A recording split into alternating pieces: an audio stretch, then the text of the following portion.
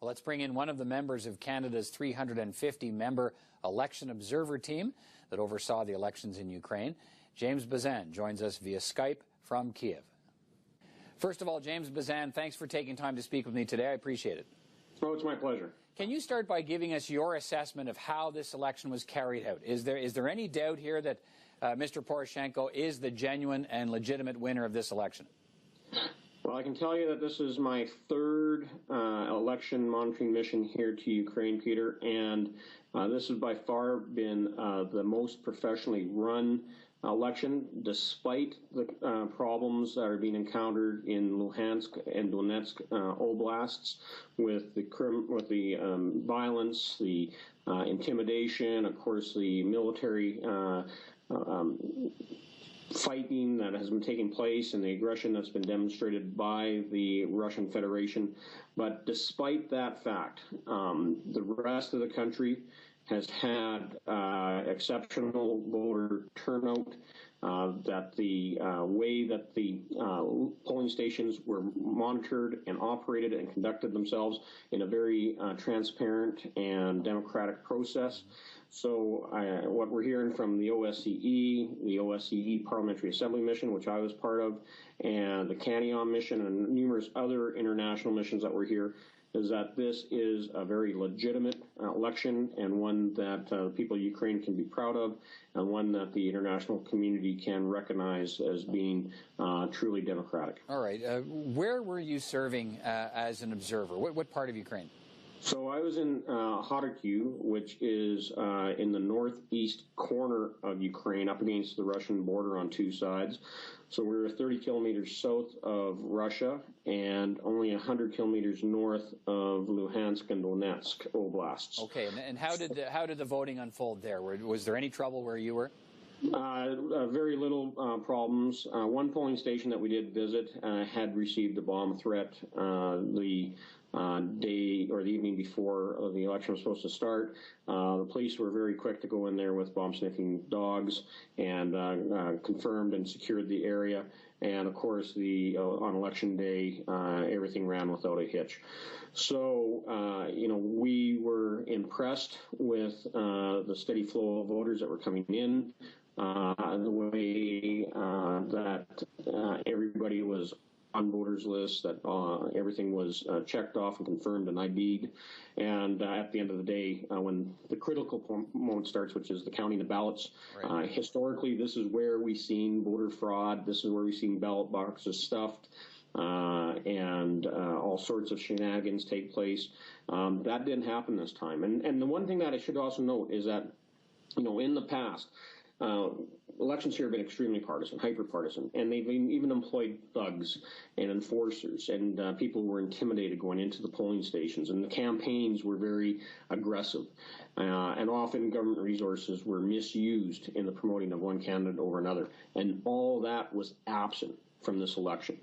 Okay, you did touch a little bit earlier on some of the problems involving some of the pro-Russian rebels trying to prevent people from voting in some places. So what do you know about how many people did not get the chance to vote? Were people scared away?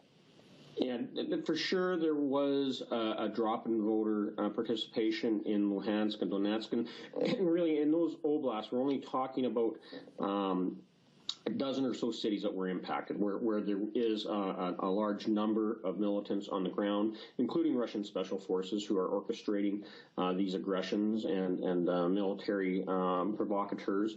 And often, a lot of people don't often comment on the fact that these individuals who are on the streets and beating up pro-Ukrainian rally protesters were formerly in jail and had all been released by the self-proclaimed governors and mayors of these communities. So there was a lower voter turnout for sure. About half the polls in Donetsk alone never did open. But the government of Ukraine and the Central Electoral Commission had made other arrangements to allow people who wanted to travel could travel to other polling stations and cast their ballot. What can you tell us about Mr. Poroshenko, the new president-elect, and where he stands on relations with the West? So, Mr. Poroshenko is a Ukrainian oligarch who is often referred to as Chocolate King. So he is a self-made billionaire. He from all accounts, has accumulated his wealth honestly. But he was the very first oligarch that came out in support of the Euromaidan protests. He has been a long-serving politician as well as a very successful business individual, and was very critical and then condemning the Yanukovych regime for their corruption and then their brutality and during the Euromaidan protests. So his popularity has continued to grow and increase and solidified itself in the election with a convincing win by all accounts on the first ballot. Okay. So this is, he is pro-Western. He does support deeper ties and closer integration with Europe. But at the same time, and I think this is why he was desirable to the people of Ukraine, is that he's also got business interests in Russia and wants to continue to work with Russia as a trading partner. Okay, well, let's finish on this.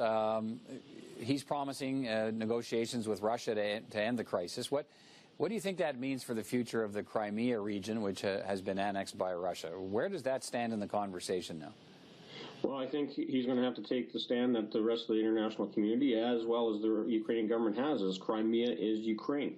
That the illegal occupation and then the illegal annexation by Russia of Crimea is in complete violation of international laws and at least 4 international treaties that Russia has signed with Ukraine and other international partners. So the integrity of Ukraine's sovereignty, its territory, and its right to self-determination has to be respected by President Putin and the Russian Federation.